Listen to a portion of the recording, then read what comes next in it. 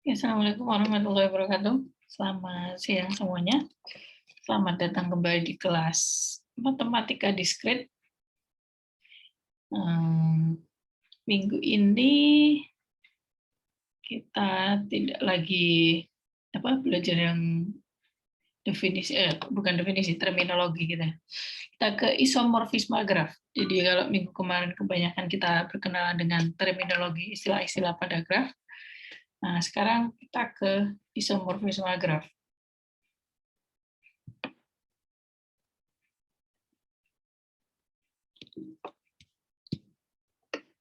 Apa itu isomorfisme graf? Jadi kita punya dua buah graf. Jadi G1 dan G2 dikatakan isomorf. Dia dinotasikan seperti himpunan. G1 isomorf dengan G2. Jika terdapat fungsi f yang bijektif dari himpunan titik pada graf 1 ke himpunan titik graf 2. Atau sebenarnya di sini sebaliknya boleh. Jadi dari G1 ke G2 nanti ngikuti di sini atau G2 ke G1, sehingga di sini jika sisi UV ini ada di G1, maka di sini jika dan hanya jika. Jadi UV ini sisi di graf 1, maka si FUFV ini dia juga sisi di G2. Jadi yang dipetakan di sini adalah si himpunan titik ya. Jadi selain dia fungsinya bijektif, jadi kita punya pengaitan titik di graf 1 ke graf 2. Kemudian kita juga punya sisi di sini. Maksudnya syarat sisi di sini. Kalau UV ini sisi di G1, maka peta dari UV ini, jadi peta dari U, peta dari V, ini juga sisi di G2. Jadi ada syarat pengawetan sisinya di sini. Sebagai contoh di sini, graf G dan graf H. Apakah G dan H di sini isomorf? Jadi kalian harus ngecek nih, apakah kita bisa menemukan, jadi terdapat di sini, apakah kita bisa menemukan fungsi f dari himpunan graf G ke himpunan titik graf H. Nah, jika ada, maka kita cek juga nih, apakah sisinya ini mengawetkan. Di maksudnya di sini. Sebentar, Derek. Saya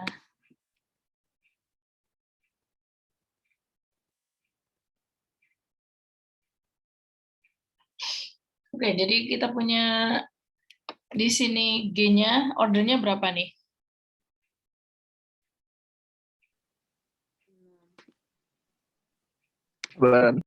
Oke, coba saya didiktekan yang sudah ketemu pengaitan titiknya yang mengawetkan sisinya ini. U1 ke? U1 ke U2. Terus U1 ke U2 U5 ke? ke U6. U2 ke apa itu? 2 ke 3. 2 ke? 3. U2 ke U3. Terus U3 ke? 4. U3 ke U4. U4 ke U5. Sorry. Ini V ya? Kok? Ya enggak? Gini kan maksudnya? Jadi U1 ke V1 gini kan? Atau beda maksudnya? Nah, tadi saya kiranya itu sisinya, Bu. Jadi U1 U2 ke V1 V2. pengaitannya itu dari titik ke titik yang menyebabkan ini. Jadi tadi kan saya bilang kalau misalkan U1 ke V1, U2 ke V2, misalkan. Jadi sampai seterusnya di sini kita punya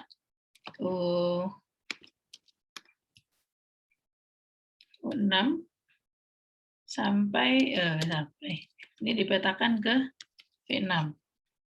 Nah, dari sini, dari pengaitan ini kan ini misalkan pemetaannya V. Ini sebenarnya pengaitan itu ada tanda ini nantilah. Ini VG ke VH gitu kan.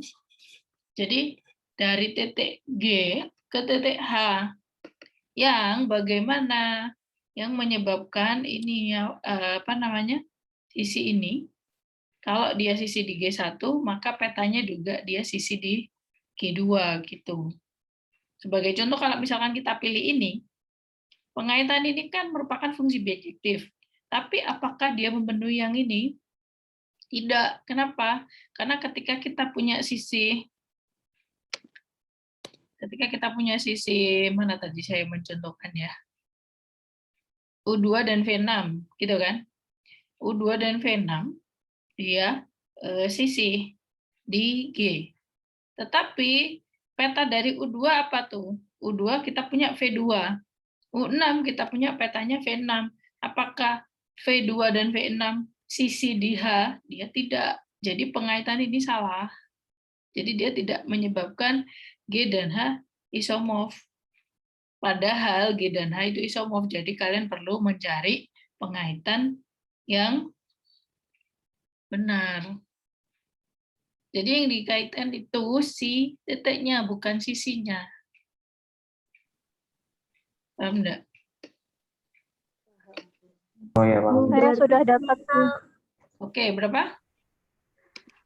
U1 V6, U1 V6, U2 V5, U2 V5, U3 V4, 3 V4, terus U4 V3, sebentar, U4 V3, U5 V2, oke. U6-nya ke U6 V1. V1. Oke, kita cek ya sisinya.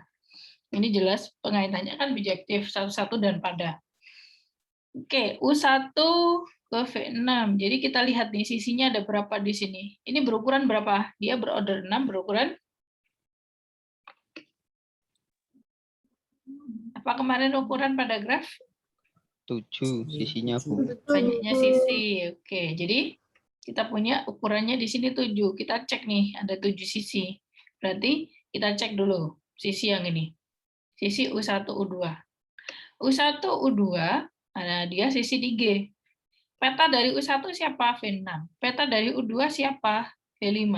Apakah V6, V5 bertangga di sini? Ya. Oke, berarti benar. Kemudian sisi berikutnya U2, U3. U2 dipetakan ke V5, U3 dipetakan V4. Jadi kita punya V5 dan V4 bertangga. Oke, sudah oke ya. Kemudian sisi yang ini U3, U4. U3, U4 kita punya peta dari U3 adalah V4. Peta dari U4 V3. Jadi V3 dan V4 di H harus bertangga. Nah, ini dapat sisi ini. Kemudian berikutnya sisi yang ini U1, U4. U1 dipetakan ke V6, U4 dipetakan ke V3. Jadi V3 dan V6 harus bertangga nih. Nah, ini kita punya sisinya ini. Kemudian sisi yang diagonal ini. U4, U5. U4, U5 berarti kita punya V3, V2 bertangga. Kemudian V5, V6, U5, U6 kita punya V1 dan V2 bertangga. Oke. Kemudian yang terakhir U2, U6 berarti kita punya V5 dan V1. V5 dan V1 ini. Jadi ini memenuhi sehingga kita bisa menyimpulkan bahwa G itu isomorf dengan H. Nah, apakah ada pengaitan yang lain selain ini? Karena di sini cukup dicari aja jika terdapat fungsi F. Nah, kalau misalkan kita negasikan, kita definisikan G1 dan G2 dikatakan tidak isomorf. Berarti bagaimana tuh? Jika apa tuh? Kalau dinegasikan G1 dan G2 dia tidak isomorf. Ketika atau jika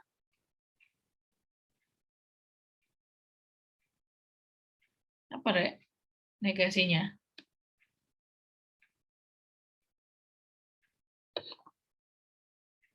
Halo? Semua tidak terdapat fungsi Tidak terdapat fungsi bijektif F gitu ya. Jadi ini untuk semua fungsi bijektif yang mungkin. Jadi kalau kita punya di sini dia kuantornya eksistensial, berarti kalau dinegasikan berarti kuantornya harus universal. Jadi kalau G1 dan G2 kita mau buktikan dia tidak isomorf, berarti tunjukkan bahwa tidak terdapat fungsi bijektif VG1 ke VG2. Jadi tidak terdapat itu ya artinya semua fungsi di sini. Jadi untuk semua fungsi bijektif yang mungkin dari sini, di sini tidak terpenuhi ini. Jadi ada sisi yang tidak diawetkan. Tapi ini berlaku untuk semua fungsi bijektif yang mungkin. Jadi ada berapa banyak tuh fungsi bijektif? Sangat banyak kan?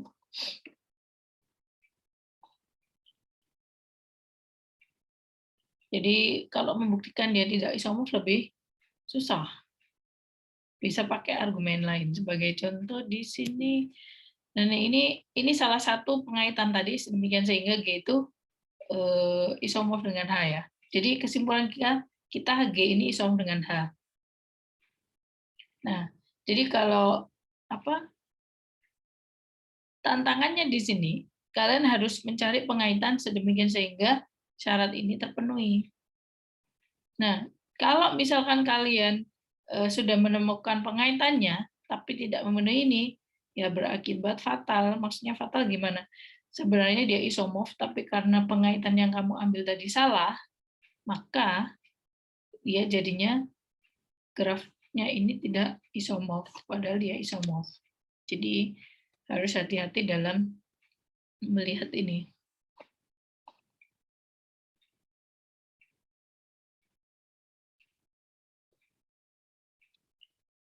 Oke, ciri-cirinya bagaimana nih kalau dua buah graf isomorf? Pasti ordernya sama. Kemudian apa lagi tuh? Ukurannya sama. Kemudian apa lagi?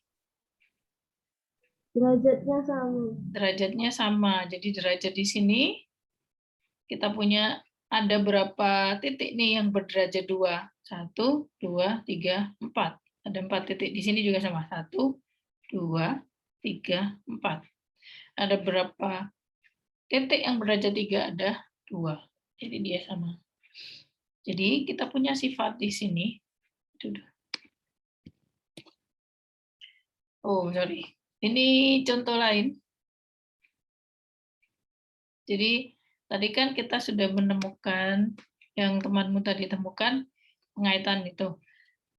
Nah, ini ada contoh pengaitan yang lain. Jadi kita punya U1 dipetakan ke V4, U2 ke V3, dan seterusnya. Maka kita punya di sini, kita cek nih sisinya. Jadi kalau mau menuliskan yang seperti ini. Jadi U1, misalkan kita punya U1, U2, dia sisi di G. Nah, peta dari U1 siapa nih? V4. Peta dari U2, V3. Nah, V4, V3 ini sisi di H. Nah, kira-kira yang kamu temukan tadi, itu cara menentukannya bagaimana tuh? Kenapa U1 dipetakan ke berapa tadi? Yang temanmu tadi saya lupa, V6 ya. Kemudian U2 dipetakan ke mana tadi? V3 dan seterusnya. Cirinya apa tuh kalau mau membuat pengaitan? Tadi kita sudah singgung, kalau dua buah graf yang isomorf berarti ordernya sama, ukurannya sama, kemudian derajat-derajat setiap titiknya dia juga sama. Sehingga paling gampang kita konstruksinya, pengaitannya bagaimana?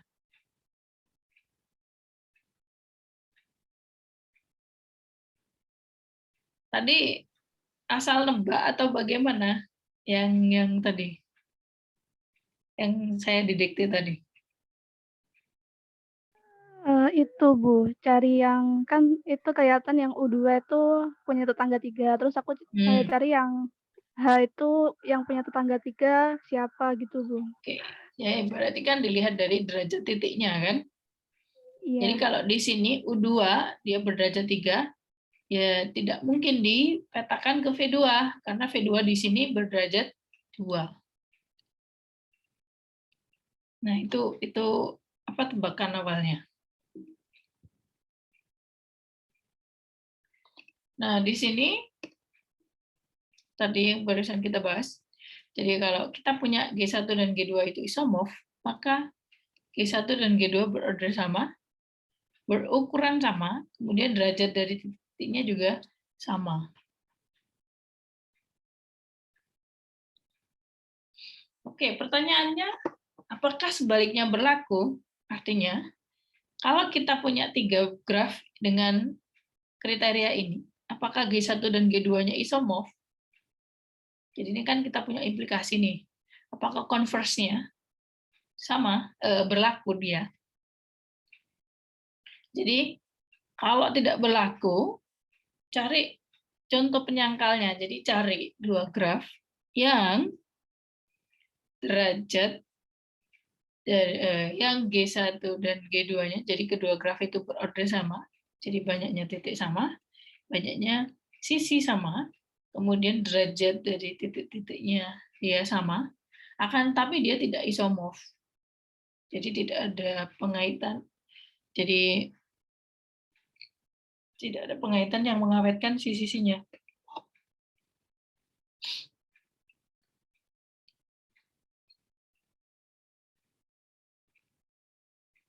Jawabnya apa tuh? Apakah sebaliknya berlaku?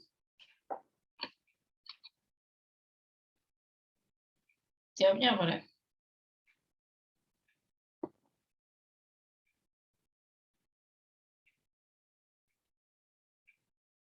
Oke, kalau belum nemu, coba saya punya 2 graf ini. Dia isomorf enggak?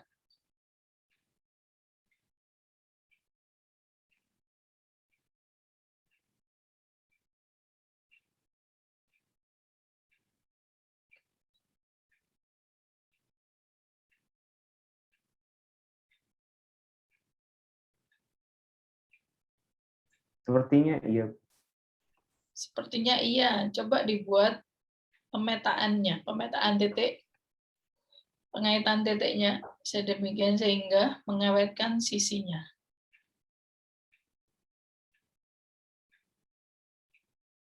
Titik A kemana, titik B ke titik apa, dan seterusnya.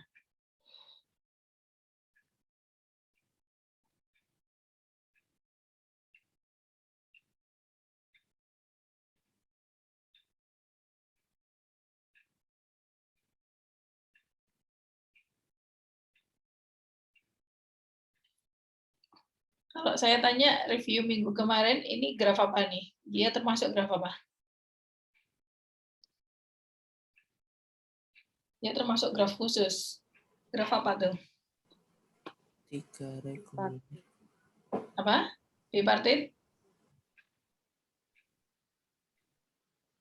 Bipartit saja?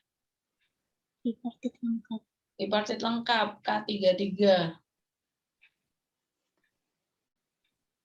Yang ini? Apakah dia termasuk bipartit juga?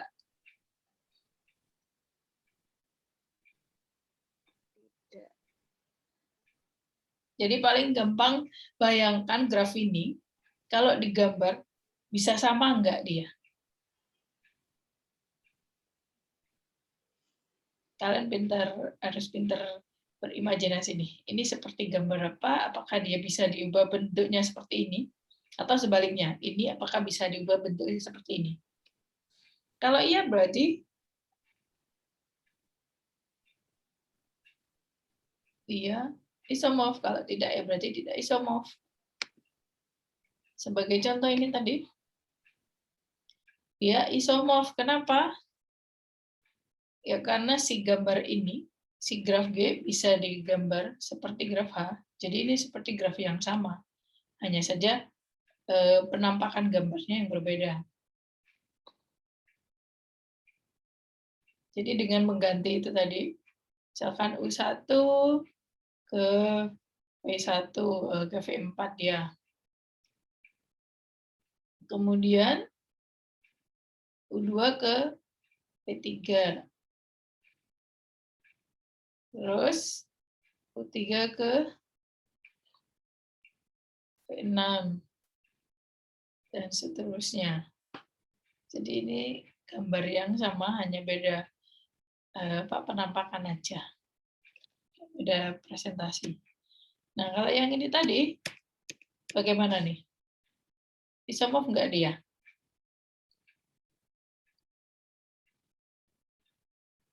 Tidak.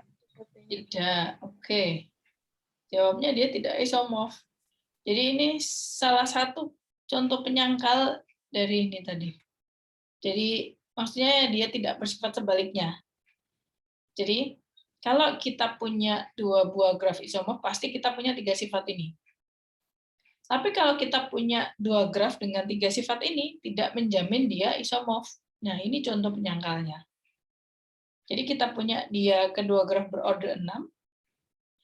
Dia sama-sama berukuran berapa tuh?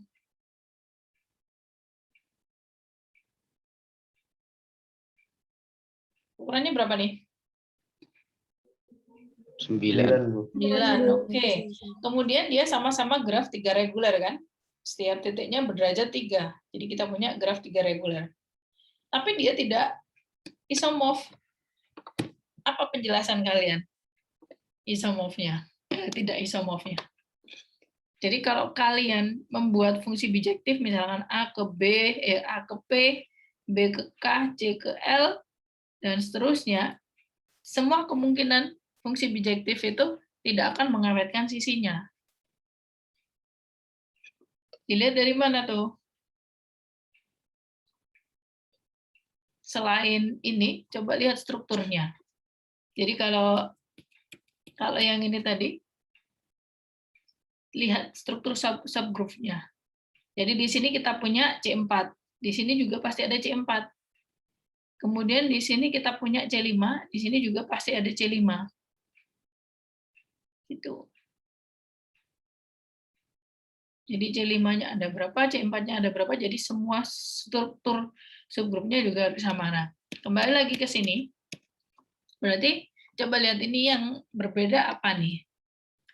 Jadi G1, G2 sudah berorder sama, berukuran sama, derajatnya juga sama. Yang menjadikan dia gagal tidak isomorf apa di sini?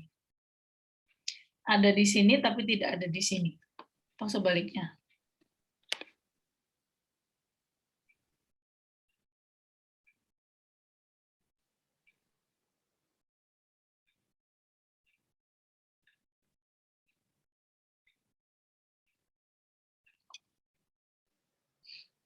Sisinya ya, Bu. Apa? Sisinya. Sisi? Kenapa sisinya? Sisinya kan sama di sini. Ya, cuma pasangannya yang berbeda. Tadi saya bilang strukturnya, struktur subgrupnya. Kok subgrup sih? Subgrafnya. Dia di sini punya subgrup apa? Subgrup mana? Subgraf apa? Di sini tidak ada atau sebaliknya. itu Bu, yang miring misal kayak A ke F itu terus di iya nggak sih? Itu di sini nggak ada kayak yang miringnya, yang di sebelah kanan. Jangan bilang miring gitu, Po. Tadi saya bilang apa? Struktur subgrafnya. Di sini memuat subgraf apa, di sini tidak. Itu yang paling gampang. Di sini subgrafnya apa aja kalau kalian lihat?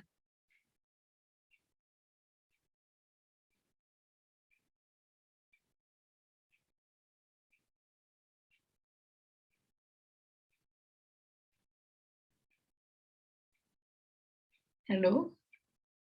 Yang tadi G dan H tadi sudah saya contohkan loh. Coba diaplikasikan ke sini. Di sini sikelnya ada berapa aja? Di sini sikelnya ada berapa saja? Apakah sama semuanya?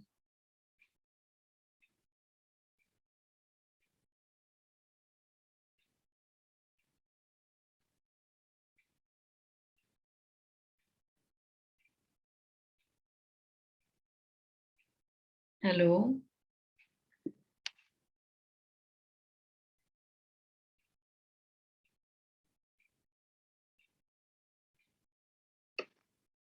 Ada orang nggak ini?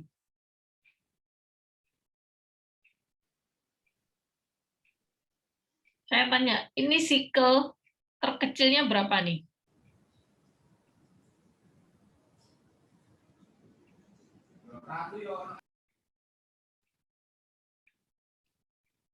Pada graf pertama, dia membuat sikel terkecilnya berapa?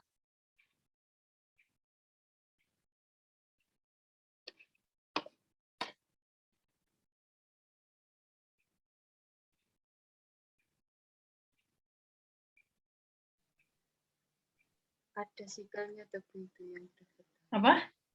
Ada sikelnya tuh Bu, itu yang graf pertama. Hah? Yang graf pertama itu ada sikelnya tuh Bu. Ini loh. Dia punya subgraf, sikelnya paling kecil berapa? 4. 4. Nah, kalau di sini, berapa nih sikel paling kecil? Dia membuat sikel paling kecil berapa? 4. 3. 3. Nah, jadi di sini kita punya C3 di sini subgrafnya. Di sini ada enggak subgraf C3?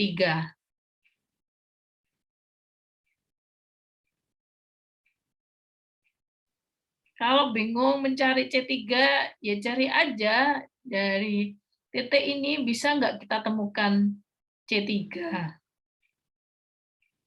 Tidak. Tidak.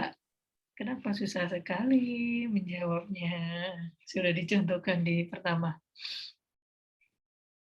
Jadi kalau mau menunjukkan contoh penyangkal tadi ini, salah satunya. Jadi di sini kita punya C3, di sini tidak ada C3. Jadi di sini sikel terkecilnya dia C4.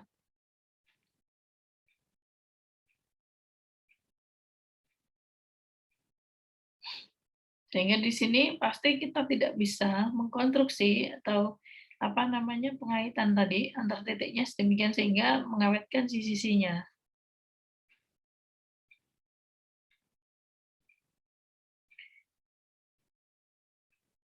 Oke, tugasnya sekarang coba cari atau konstruksi contoh penyangkal lain selain ini.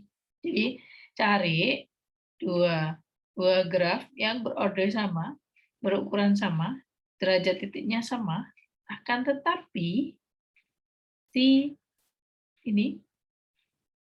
grafnya ini itu tidak isomorf.